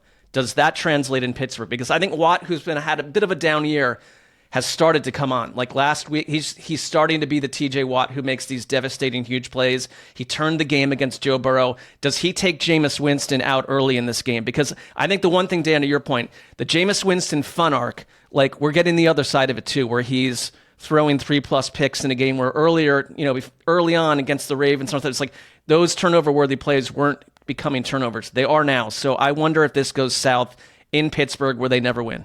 Something that also helps TJ Watt out is that they get Alex Highsmith back this week. So having your rushing partner is going to benefit you because more attention is going to be needed to be distributed along the entirety of the front and not just devoted to TJ Watt. And Nick Herbig's been excellent too. So they've got 3 guys. Two sound bites before we head to break. One, and I'm sure you've heard it, but we didn't get a chance to react to it. So here's Jameis Winston after his the most Jameis game ever on Monday night, talking about his need to purge through the help of the Lord. I don't know if it's God or the 3 sons, but somebody to purge pick sixes from his existence. I know I'm better than this. I know I'm just praying for the Lord to deliver me from pick sixes. Is it a joke or I think it's real? I think he's serious. It's real. And then you mentioned it. It was great sound after the Thursday night Browns-Steelers game in the snow. Myles Garrett going full alpha dog against TJ Watt, who, by the way, God, geez, maybe this should be my fearless prediction. You want to talk about when you give truly great athletes motivation and you put some, in fact, I'm going to do that. I'm going to change my fearless prediction. So remind me, Justin. They tend to use that and create greatness as a result. Here's Myles Garrett basically going full alpha and sticking TJ Watt, of all people, in a locker when talking about who is the man in the NFL. You speak tonight, and if so, what was said?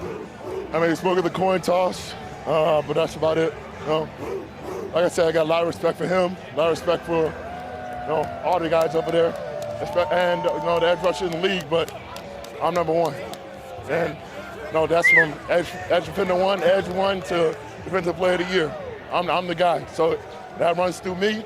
There's no other person being defended as I am or schemed or planned against like I am. So this goes to show, you can throw that out the window. I'm gonna find a way. Watt's revenge on Sunday. God damn, I love that. Real quick on the Jameis thing, when I heard the pick sixes, I was like, man, is he close to the record or something like that? Because he does throw a lot of them. He's not anywhere close. But that was, in my research, I learned that Brett Favre threw 32 of them. Yeah. Oh, my God. That would have been my guess. He was back there vibing. You have a guess who's number two? You kids are young, but Mark and I remember Brett was such a incredible quarterback to watch because he was like Jameis, but 3 times as good, but also just as reckless. So he was quite an adventure. You had to pack that into every Favre game that you'd get to 2 killer interceptions, but he'd also throw 4 touchdowns or 5 touchdowns too. Yeah, I also stumbled upon Favre and I was looking up thinking Lamar would win MVP for the 3rd time in a row, the last person to do it. And Favre had done that as well. Dan, you would have guessed that Favre was number 1. Can you guess who's number 2 on the list of career pick sixes? Namath? He is number 4. Who's number 2? Number 2 is Matthew Stafford. Huh. Matthew Stafford. That's surprising. 30 of them. And so he is coming for the record. Favre was the football player he most wanted to be like when he was coming up through college. So. Namath surprises me because that's not an era where you threw the ball that much. So he did though. Right. He did. He threw 28. Yeah, he threw a lot. Wait, so the top 4 then is, give me that top 4. Favre is 1, Stafford is 2, and then there's 3 is Marino, and then 4 is Namath, and then Breeze and Manning are tied at 5. Hall of Fame. Yep. Hell of Fame. And then James it's also Winston they is right played there. long enough to rack up those numbers too. Right. Yeah, It's not a percentage. It's a raw number. I just didn't realize. So Jameis only has, I think, 14. Only 14. But I just thought he'd be closer to the record. Brett Favre. Yeah, he's not even 30 yet, though, right? Oh my God. He's got time. Well, I will say one thing about Winston. Winston has 14 games with 3 picks, which is 6 more than any other player in the league since 2015. So he is prolific in the interception category. Yes, Justin. Jameis Winston's first pass as a Tampa Bay Buccaneer was a pick 6, and his last pass as a Tampa Bay Buccaneer was also a pick 6. It's poetic. Awesome. Yeah, that was great. I guess against Justin's Titans, I think, on the first one, I believe. And he would have had another one to close Monday night, and it actually, we'll get to it because it impacted our Fearless Prediction section. He threw one at the goal line in garbage time, and just because Jerry Jeudy had such a brilliant game and he said, "F that. I'm not letting this guy celebrate." And he did his quarterback a solid and hunted down, who was it that had the interception in the final minute there? It would have been a pick Barton, 6. Former Seahawk Cody Barton. And Jeudy, no other reason other than like, oh, hell no. No, we're not getting another pick 6 and they're not running up the score on us. Tackled from behind the interceptor of the pass in that Barton. And otherwise, he would have had another one, which would have been, frankly, f***ing hilarious. So he finished with 3 pick 6s and 4 touchdowns and almost 500 yards. A brilliant game all the way around. Performance art. Let's take a break. We'll be right back. Football season is winding down, but there's still plenty of time to get into the action on Underdog. With higher, lower pick'em entries, daily drafts, streaks, and more, There's never been a better time to start playing. And it's not just the NFL. The NBA is back. You've got NHL, college sports, so many options. So don't miss out. Just scan the QR code on your screen to download and play on the Underdog app. Or if you're not watching on YouTube, sign up with the code HTC and you can receive up to $1,000 in bonus cash when you deposit. Make the most of this NFL season before it's gone by playing along on Underdog. For our U.S. audience, only.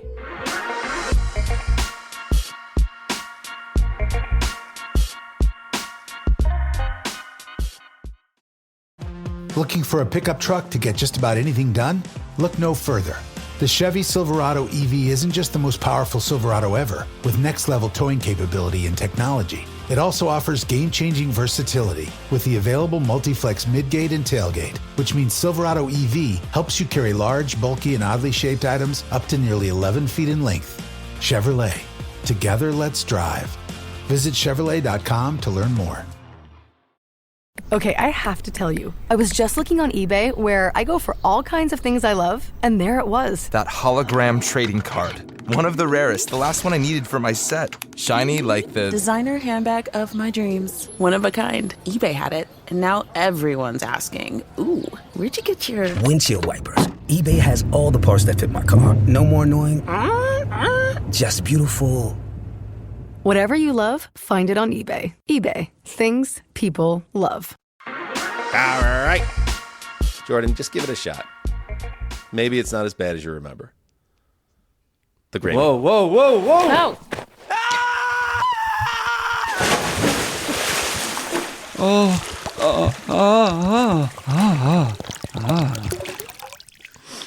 You know, a couple of months ago, the plan was to work with the graphics team at Underdog to cook up a video to go along with the gravy boat drop.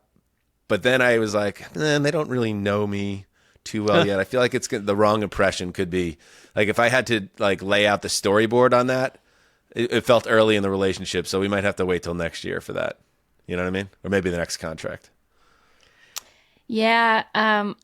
I think a lot of people who are unfamiliar with the lore of the show would probably be deeply disturbed by some sort of moisture boat situation that's not actually water; it's another liquid. So I think, it's just not great, man. It's just not great. Or it's the greatest. Right. I thought you were going to try to trick me again, so I was almost too late getting my headphones out, but I got it done. We'll get you. I got it done. It's just a matter of time. Just a matter of Justin and I putting our heads together and figuring out a way to entrap you in the boat. When I texted Justin my prediction, I was going over some notes in the rundown as well. I also put parentheses redacted theme when talking about this particular segment. Here's my promise to you. Before the end of this season, Jourdan, we're going to get you on that boat. And the only way to get off the boat is to dive into the gravy. So you're going to have one choice or the other. I just want the listener to know this is non-consensual. So it's going down a weird road. All right, let's get into it. The gravy boat. Hit it, Justin. All right, we're starting with Bills at Rams. I usually go chronological for the remaining games for the gravy boat, but this rare, interesting matchup here, I couldn't resist fishing it out. How about first. that little production detail, Mark? That was good to hear. I think there was a real mystery around Justin's process, but no longer. He's uncovered his process for us. Thank you, Justin. Thank you very much, Justin. From the audience, thank you. You could have seen it live if you were in the dock earlier, but I digress. Von Miller revenge game, anybody? The Bills have been rolling, winners of 7 straight games, scoring over 30 points in their last 6. They're up to number 2 in the power rankings. Dan has them number 1 in the power rankings. Yeah. But they won't have the weather advantage this week playing at SoFi, so it'll be an interesting test against what should be a pretty desperate Rams team fighting to stay in the hunt for the NFC West title. Oh, I don't know about that, Justin. The last couple days here in LA, I've had to usually leave the doors open of the house. I've had to close the dours, and also the aquamarine layer that coming in off the mighty Pacific. Yeah, you're not wrong. You know, Jourdan. The Rams at home. Can they win this game? I think Matthew Stafford has one or two more total berserker psychopath soul-snatching games left in him this season, particularly if they do make the playoffs. So in that regard, I never rule out a Matthew Stafford-led team. But this offense has not been able to score. They were shut out completely by the Saints last week. They've been shut out, held without a touchdown in 9 of their games this season in the first quarter. And the slow starts are killing them. This is not going to feel like a home game either. The Bills travel extremely well. The Rams have been on a silent count in almost all of their home games this season because of some of the heavy traveling teams that they have faced. And Buffalo, it's not just a revenge game for Von Miller, who won a Super Bowl with the Rams, so you can't really call it a revenge game. He chose to sign with the Bills. But Taylor Rapp, who they never pay safeties, and he was one of them. He's having an outstanding season in Buffalo. And David Edwards, whose career ended really kind of sadly in LA because he had a pretty bad concussion, but now he's thriving with Buffalo. And the Bills are rolling in 2022. I'll never forget this, guys. In 2022, right after the Rams won the Super Bowl, and they're like booze-soaked, standing on the tops of parade buses and screaming, "Run it back!" And they re-signed all their old guys, and it was going to happen. And the Bills came into their building in 2022 and kicked the ever-living shit out of them. And we were there. To the point where they were so injured after that game that those injuries never quite stopped. They compounded over and over and over again, particularly along their offensive line throughout the entire season. So that memory is very fresh. They need to run the ball, be physical. But at the same time, like this could be either some crazy, freaky, weird Matthew Stafford, really like gunslinger game, or it could be a repeat of 2022. Ironically, that was kind of a weather game because I remember, Mark, we attended that one and it was so hot. It was like 100 degrees near kickoff. There was a heat wave in LA. I'll never forget like how many people in the concourse I saw being carried out of the stadium because the way that SoFi Stadium is built, it just kind of traps heat in there. And humidity. Yeah, it was pretty nasty. Wait, you saw adults being carried out of the stadium? I don't recall that. Oh, yeah. You and I walking shoulder to shoulder, Mark, witnessing it. But you, of course, you cast that out of your mind because it didn't affect you directly. So how many sets that's exactly of how that went down. All right. Okay, next.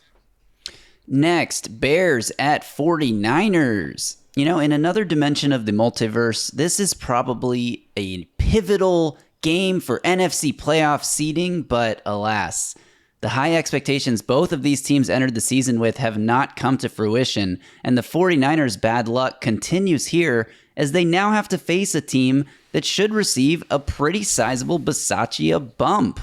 Side note, from listening to his press conferences, I really like Thomas Brown. What's he like, Jourdan?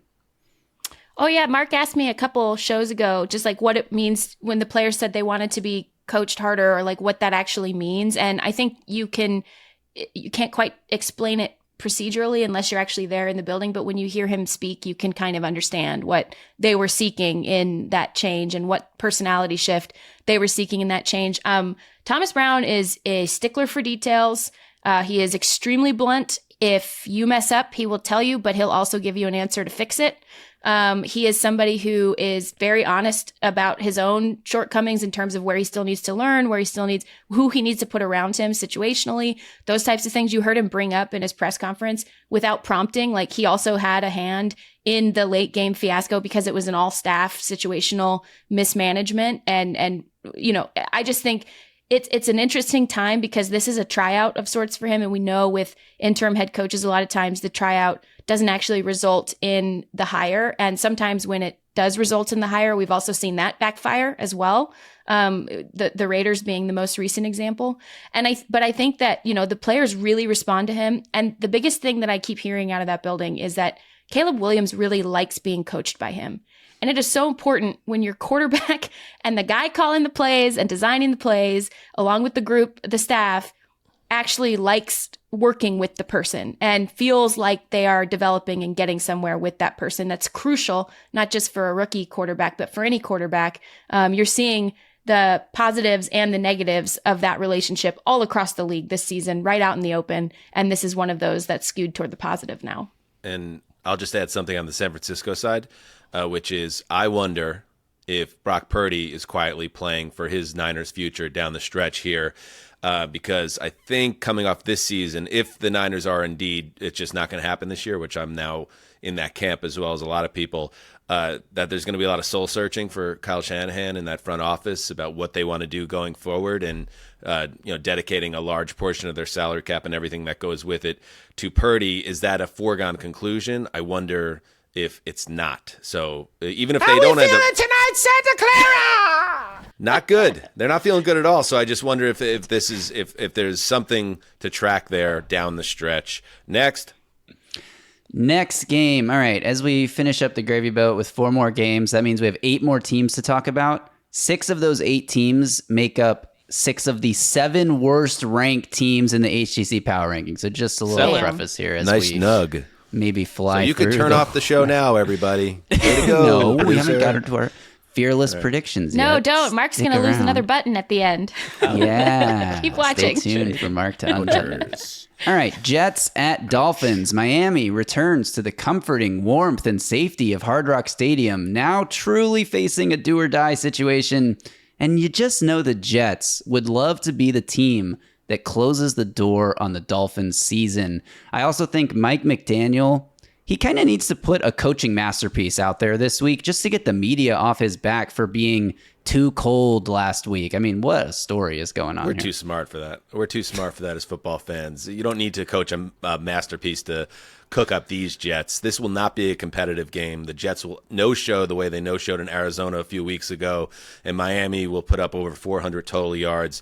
And I guess if that means Mike McDaniel is now a genius, people, the basics can see that way. But no, this is not the test for Miami, but it will be a win. Along those same lines, just this quote. Play this quote from Rodgers about his uncertain future.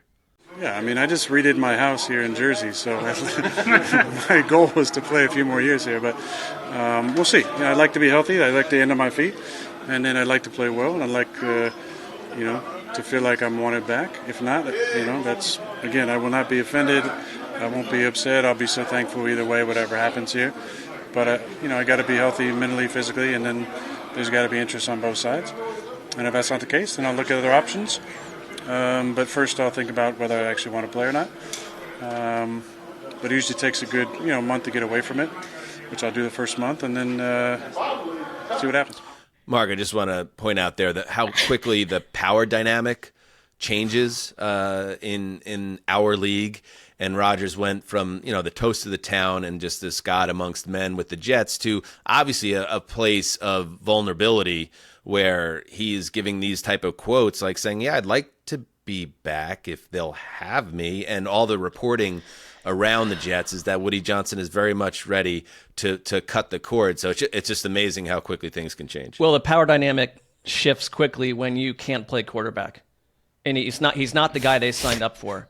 And he to me looks like a little bit of it is packed into the fact that I don't perceive Aaron Rodgers to be the kind of quarterback that is getting his body into the primest possible shape in the offseason. There's a lot of other stuff going on. There's a lot of other priorities, and his body looks broken down to me. And I don't know how you'd ever try to sell this and run this back again. I think the experience is over. It's gone terribly, and it's for Jets fans and you. It's a horrific nightmare based on what you thought you were getting. And you can't do this again. You're not bringing him back. Come on. Just in fairness to Rodgers, or maybe he does really take care of himself in the offseason, but he's 41 with a torn Achilles repair. Absolutely. His body's just breaking down. Does he strike you as like as someone that's like thinking about football nonstop? Can I be real with you? Like, yes, because he's one of the greatest players who has ever lived. And I know what you're saying, but it wouldn't. Like, I don't doubt that he has, for his entire professional career, like, put the work in to be a great player. Now, is he potentially distracted in the offseason? That's certainly possible. And people are sending me the links to this Netflix show about, like, well, that's coming out at the wrong time. Plugged in his brain and everything. I don't, like, I'm probably not going to watch that just because I'm, as all Jets fans are, just disgruntled about how this all played out. But, yeah, he's old. And Mike, you saw it firsthand, like the throws that he was missing. He's just old now, and the accuracy has been affected in addition to the mobility. And yeah, I don't think it's a guy that you bring it back. You have to kind of turn the page. It didn't work. Just didn't work. You're 1,000% going to watch the doc, by the way. One of my all Jets fans are, because that's what you guys do. You wallop in the misery. Stop it. Yeah. So No, wow, we have no choice. We just live in it. This is what we were dealt. This was our birthright. We were born into it. My homie watched it the other last night. He texted me about it. He says it stinks. So anyway, I'll watch it to see. Real quick on the Dolphins, I do think everything we were talking about, like with Jim Harbaugh and like the identity of his team, and it all like applies in the other direction with Mike McDaniel. I do think the worst characteristic of your football team can be that people perceive you as soft, whether you are or not. Like the perception part, I do think matters, because you get people on your own team saying it, like Jordan Brooks, their linebacker. You get people on the other team saying it. I think Deshaun Elliott, and then I think it was Josh Jacobs maybe on the Packers. Like, that's terrible. You do need maybe not a masterclass, but damn, Mike McDaniel, figure that out, because you can't just be soft. I'll fire any coach whose team I think is soft, because that's, like I said, the worst possible thing. So I do think his team needs to win in a certain type of way, like run the ball a lot, really beat up on Aaron Rodgers, maybe knock him out of the game, or something like that. Just like play it tough, You can't be a soft team in the NFL. All right, next. Las Vegas Raiders at Tampa Bay Buccaneers. What's so funny, Mark? I don't know. One of my favorite parts of the week is Justin transitioning from what he's having to do on his laptop or whatever to the read. Same.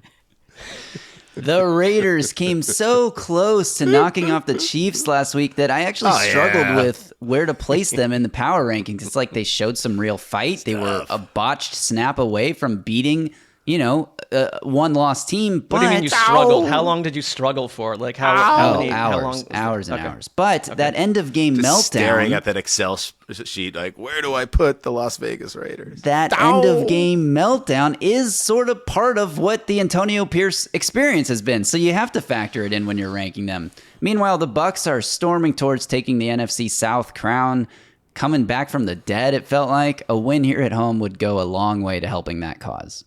Mike, they got the division right where they want them now. They cleared out a 3-game deficit in the blink of an eye. They still don't have the tiebreaker on Atlanta, but again, Aaron Boone, it's all in front of them. I do. I like where the Bucs are going. Getting Mike Evans back is helpful too. I do think they can give the Falcons a push. Though, Justin, I do enjoy your optimism there, thinking that they came close to beating the Chiefs. You're assuming the kicker would have made that, No chance.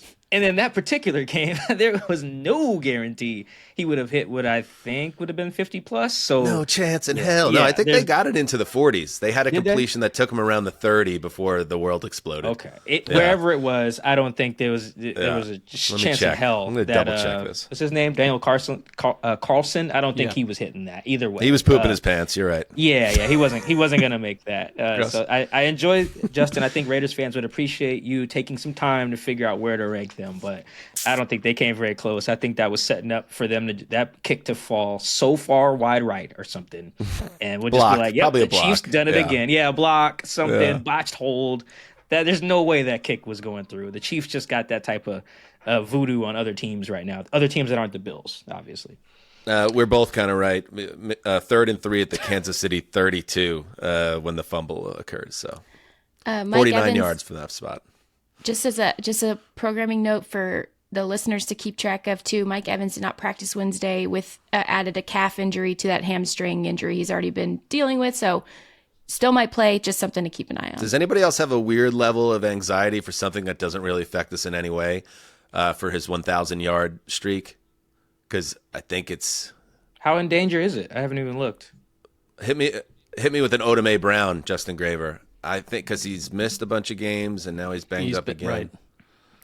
He needs a lot. He needs a lot. Yeah, he's of only at 521 yards, so I think that's a fair concern. Yeah, he's not going to hit that. That's not getting. No. Oh boy. Molly. Wow. You in danger, girl. I'm concerned now, Dan. Yeah. Yeah. Well, okay, now I have anxiety. Thanks. Next game, Saints at Giants. One of the last two games. One thing for people that don't know, every year Mike Evans has been in the NFL. He's had at least 1,000 yards receiving. He came into the league like 11 years ago. It's incredible and one of the underrated stars of his generation. Okay, little context there, Justin.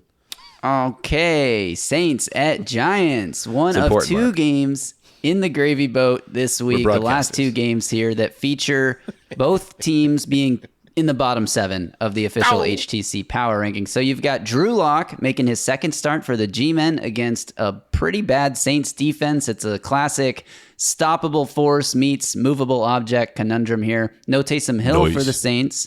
And if we're looking big picture, does this game matter? I mean, aside from possibly factoring in to the fate, the future of these two head coaches, like who do we care about Saints Giants? Jourdan, 30 seconds or less. Go. I'm going to read to you guys the words that Giants fans use to describe the Daniel Jones era in New York, according to our great colleagues at The Athletic, Charlotte Carroll and Dan Dugan, who did a survey this week. Disappointing, failure, frustrating, wasted, pathetic, doomed, pointless, delusional, tragic, mediocre, disastrous, depressing, tepid, farce, Gettleman, ugh, circus, futile, wonky, soulless, and Charlotte Carroll's personal favorite, pyrite. 2 people used it, aka Fool's Gold. 5, 4. Oh, she did it. She nailed Unbelievable work from the great Jourdan Rodrigue, a legend. Taysom Hill out for the year, obviously, with that ACL and multiple other knee issues. That sucks. Hitting the under. All right. Last one.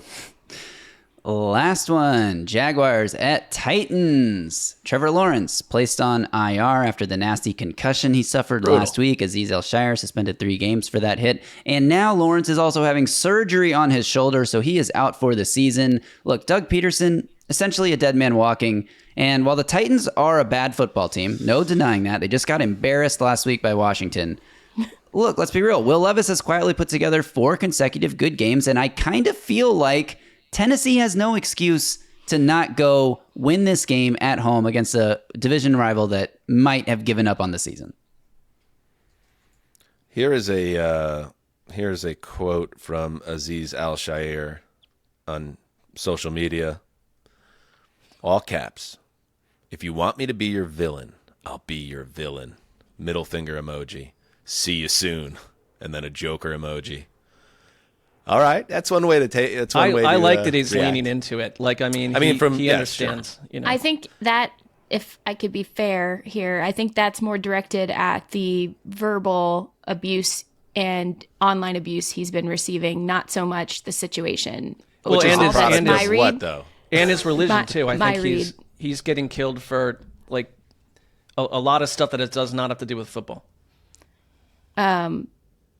Yeah, so obviously it's an ugly situation all around. But yeah, that was his post this week. Also because he's a headhunter that just ended Trevor Lawrence's season. Well, that's where it started. Let's not put him in the No. innocent Hall I'm of Fame simply here. saying I'm not saying that was a great situation to begin with. It was terrible. But I'm just saying my read of his post specifically, which was what was brought up on the show, was that to me felt more directed at what he received as a reaction and pulling at other variables of his life other than the hit.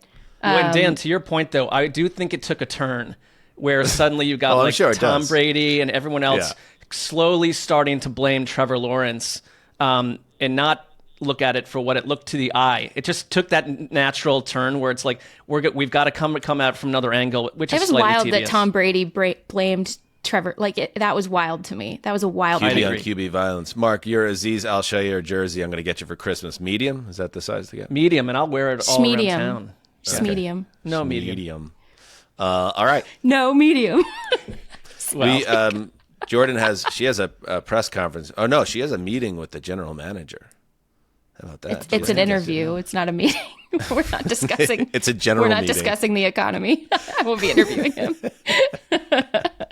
You guys are discussing like there's missing inventory, like paper clips and highlighters have been taken from the. No, it's more like why Rams did you pay $51 million to a player who you are not playing, who is healthy? That's more the nature of the conversation. That's what a journalist does. Those are the hard questions. Who's that player? Jonah Jackson. Oh my God. And you know what? Les might not like the question, but goddamn, he'll respect it. He handles it. He handles stuff pretty well, generally speaking, general managerially speaking. So. Okay, well, make sure you tell Les that the Heed the Call guys said hi, because we're just trying to get our names out there in in the discourse, so we're at the number 1 for everyone at Spotify and 25. You know what I mean? Deal. You're number 2 behind my sleep podcast. Well, we're getting there. We're getting there. Certainly All right. listens. Jourdan jumps off now, and we'll take it to the finish line without her. See ya, Jay. Bye, guys. Bye, Jourdan. All right, let's take a break, and we will hit our Money Mike portion of the program and our fearless predictions. Stay right there. You may have heard by now that Heed the Call with Dan Hanzus and Marc Sessler is on Underdog, so why not start playing on Underdog today? There are NFL and college football discounts dropping every week, so don't miss out. Download and play on the Underdog app, sign up with the code HTC, and receive up to $1,000 in bonus cash. Make the most of this NFL season by playing along on Underdog for our U.S. audience only.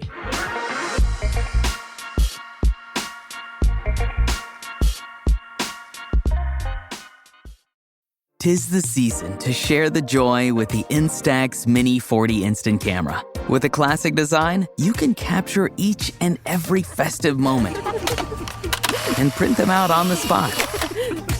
Make this holiday season unforgettable and gift the Instax Mini 40 Instant Camera. Don't just take, give. Visit instaxus.com to shop.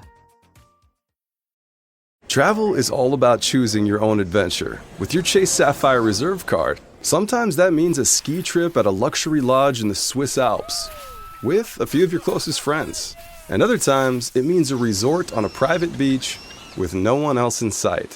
Wherever you decide to go, find the detail that moves you with unique benefits at hand-selected hotels from Sapphire Reserve. Chase, make more of what's yours. Learn more at chase.com/Sapphire Reserve. Cards issued by J.P. Morgan Chase Bank, N.A. member FDIC. Subject to credit approval.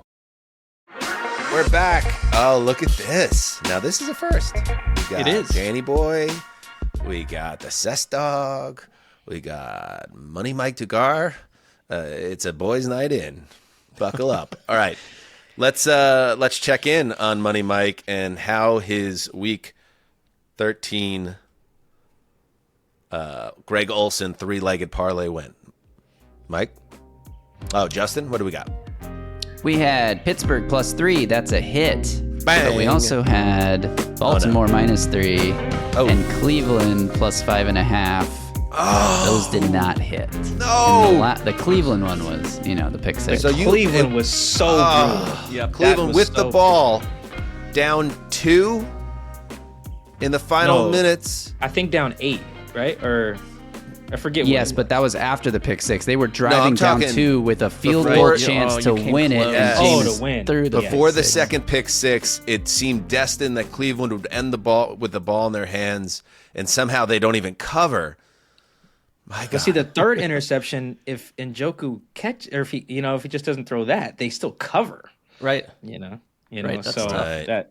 that hurt. And then Justin Tucker just had no regard for Money Mike this week. He was like, -3. I'll show you -3. I'm gonna miss 3 kicks. Yeah, that is rough, dude. All right, but that can't save you from the punishment, which of course your favorite artist, the singer-songwriter, soft rock legend, Sting, an artist you adore. I love Sting.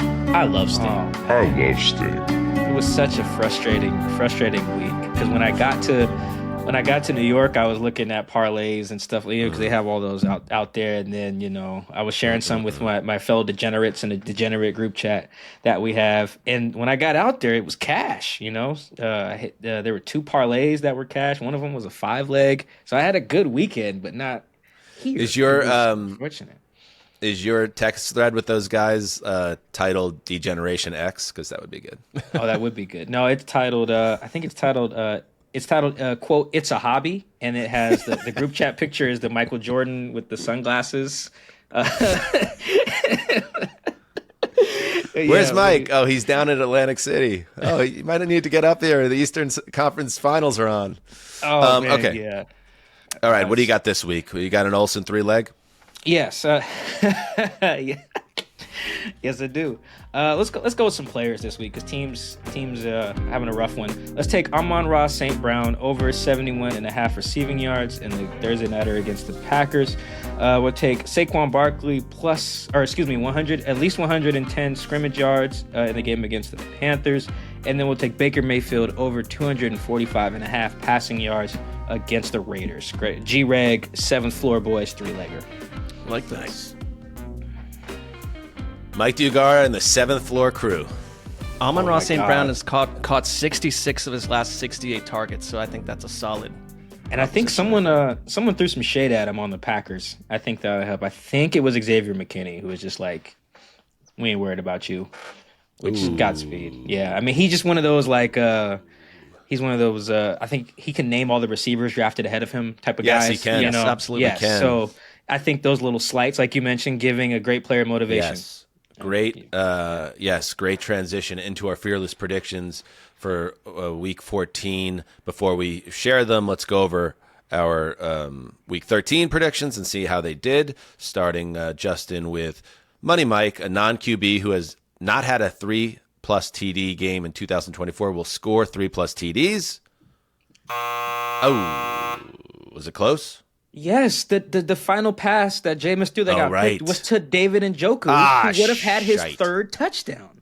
That was it. The last pass. Oh my, I'm pissed. Man, Mark, you know I love that Njoku. But yes, he is a bit of a roller coaster. Well, he is, because he's frustrating and then he's dazzling. A little bit of both. He's like 75% of the time, he's like maybe the best tight end in football and a total game record. And then like the other 25%, he's basically a man that you could just call Stone Hans. Yeah, I go 65-35, but yeah. Yeah. Terry McLaurin also had 2 touchdowns. Couldn't get a third. And then they got in the red zone as well. Terry? And I think someone else scored. Yeah. Terry, are you okay? I was right there, man. I think the Jameis pick impacted my prediction and Mark's, I believe, all in one absolutely. throw. Yep. Let's go to that. Mark, one NFL defense and special teams unit will score 3 touchdowns. It came so close. We've so discussed close. it, but And again, that was like, you got to live with the good and the bad, right, Mark? Because Jerry Jeudy is all of a sudden a key part of the Cleveland future after an amazing breakout game against his old team. But he also, just for the hell no of it, hunted down Barton on that last Jameis pick six. Right, and the dumbest element to this is that you and the group willingly tried to get me down to 2 touchdowns. We did. And for some reason, in an act of foolish bravado, suggested no, it will be 3, and then I would have won. So, Gravedigger nailed his. We get the highest total game score of the season this week. Hell yeah! You almost had 2, right? Pittsburgh, Cincinnati was at 82, and then Denver, Cleveland was in the 70s. The highest score before this game was that 79. Near pick 6, and the Njoku drop almost affected 3 predictions, because wouldn't that have made it? Yeah. Okay, interesting. Jourdan, we get a coach or play caller changed by show taping next week. Who? Matt Eberflus. Yeah. Out. Well done, Jourdan. And he's the play caller too, right? That's a double whammy. Double whammy. Yeah, and by the way, I am now where Justin Tucker is, where I just go out on the field and I don't feel myself anymore. I just don't. I have no feel for the game anymore. Blowout week in the NFL. 5 games decided by 13 points or more. And let me just say, Jourdan gave me shit for saying 13 instead of 14. I didn't even come close to this. I think maybe there were 3, and also someone sent me a tweet that this week had the most games that were decided closely decided. So I had it on the wrong side of it. So I'll spin it moving forward before we sign off. So Mike, to your point, you mentioned giving great players motivation. TJ Watt against the Browns, multiple sacks and at least he plays a role in a turnover in the game.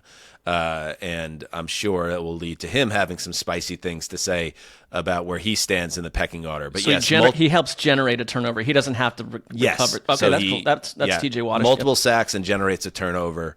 TJ Watt against the Browns. What do you got, Mark? I have that two games will go to overtime this week, which has not happened, I believe, in a week this season. Although I've not researched that, but. I can tell by your look that you don't love what I've done there, but I think it's tough to do. I mean, we'll see. 2 overtime games. Yeah. It's not, I guess it doesn't light up my Christmas tree, but I'm not going to judge. I'm trying to grind out a couple victories here before this thing comes to a close. Mike. Yeah, I don't think we've had 2. I might look that up. Or maybe We Justin might have had 1 week with 2 overtime games. Pinch me. I think the Titans went into the Titans went. Oh, we did have 2. The Rams and Seahawks went into overtime. I think the same week the Patriots and Titans went into overtime. I believe that was So week 9. it's humanly possible. Yes. To your credit, there's less games this week, so definitely to my credit. You did it. What was my My prediction? spine is tingling. Okay, my week. I'm going bold. Again. Let's go. The 5 QBs. This was some research I was doing on Jay Herbo and Ladd McConkey. So, in honor of the 2020 draft, the 5 QBs from that draft will combine for at least 1,225 passing yards. So that's Hurts, Tua, Burrow, Herbo, and J Love. They've only hit that number once this year, and I think it was one of those weeks that I think Burrow had like 400 by himself. So yeah, I think they'll hit at least 1,225 this week. Mike's always fun. In honor of Christmas, I like that. And Justin, what is Jordan's in absentia? Jordan's, we get at least 1 upset of a single-digit power rank team by a double-digit power rank team. Okay, so what teams would those be? So we do have 2 top 10 matchups, TNF tonight, and then Chargers Chiefs. But the non-top 10 matchups would be Vikings could lose to the Falcons, Eagles could lose to the Panthers, Steelers could lose to the Browns, Rams could beat the Bills, and I believe that's it. Yes. All right. And a straight win? A straight win. Money line. 1. Okay. Money. All right, Justin, close it out. Mine, Dan, we're sort of gonna be lock bros again this week because mine was gonna be at least 1 player has 3 or more sacks. So not necessarily lock bros, right. But like if TJ Watt has 3 sacks, we both win this. Well, he has to. One question: what if TJ Watt has 1.5 sacks? That counts for you, but not for me. Okay. Because that's throw up the standings again. Because I know I'm buried in last, but I want to see because there's a trophy involved here. We got to probably get going on the production of the trophy, Justin, as we're in December. So and we'll count. This goes through the playoffs. Yeah, it should, right? Yeah, why not? Yeah. We'll go through the playoffs. As we head into the second week of December, Michael-Shawn Dugar and the Gravedigger are tied atop the standings at 5-8, which is pretty good for a Fearless Predictions. Really is. Jourdan at 4-9, Sestog at 3-10, and Zuzzer. By the way, I think I was 2-1 at one point. You were, and you were also throwing a lot of shade at myself and others for you're right. Not treating the contest in the way that you wanted. But then look at you now. This well, is yes, I'm a disgrace. Losing streak. I'm 2-11, but I am treating the contest with dignity, Mark, which is sometimes I wasn't sure if you were even doing that. But now, for instance, with your pick this week as an example, like you're trying to bank wins now. I really am because I think if I move to 4-10 and we can have a slight complaint about the whatever I cooked up this week, no one's going to remember that when I'm 4. No, nobody will. You're right. It's the record. So what it's worth, I fact checked the overtime games that week 9 week. There were 3 overtime games. Oh, that week. That's not hard in my case. So not even something that has not even unprecedented. So less than a week that's already happened. Mark? Yes, right. It was the 2 that I mentioned, and then the Bucs and Chiefs also went overtime that week on Monday Night Football. So be as displeased with me as you wish, and watch how little I care. You don't want to go up to 3? No, I'm not doing. Okay. That's what I did last week, and I'm not doing. No, this week it's the other direction. No, trying to get you to. It's no direction. Okay, planted. All right, 2. Fair enough, Mark. All right, thanks to everybody for watching and listening. We will be back, Mark and I, tonight, Thursday night, recapping the great Thursday night showdown between the Lions and Packers. Reminder, I'll be on Patreon in the live chat. I don't know where Sessler will be. I mean, he should be there too, but it's up to him ultimately whether he wants to reach out to the fan base or not. I don't know. Mark? I could be convinced. I'm not against it. I just didn't know. I didn't hear about it until you mentioned it, So jump on the Patreon, patreon.com/heedthecall, where the live chat will be going on during this game, and we'll have some fun over there. And then Friday morning draft Patreon for week 14, and then Sunday night the flagship show. Mike, thank you so much, buddy. And maybe I don't even know. Like Seahawks, maybe they go to the New York next year. Maybe we can get Joe's. Because this street pizza you speak of, it sounds like some like hustler that bought some Elios at the local bodega and just threw it in a microwave and then told the guy from Seattle, like, "Yep, this is New York pizza." Well, I did like it. It was the New York style is the thin, right? That's the. Not really. I mean, it's not like thin crust. No, it's New York style slice. It's not thin crust actually. That was my first time eating pizza in New York at all. So shit. Yeah. A little bit of Michael Scott, going to Sbarro vibe here. We need to rectify Okay, this. It wasn't that bad. It was Sbarro. What I've learned about going to New York is I just got to go a day earlier. That's what I got to do. Trying to get there just a day before the game is just trying to pack too much in there. So, yes, hopefully they go back next year to play the Giants or something. Yeah, I hope so, too. All right, till next time. Heed the call.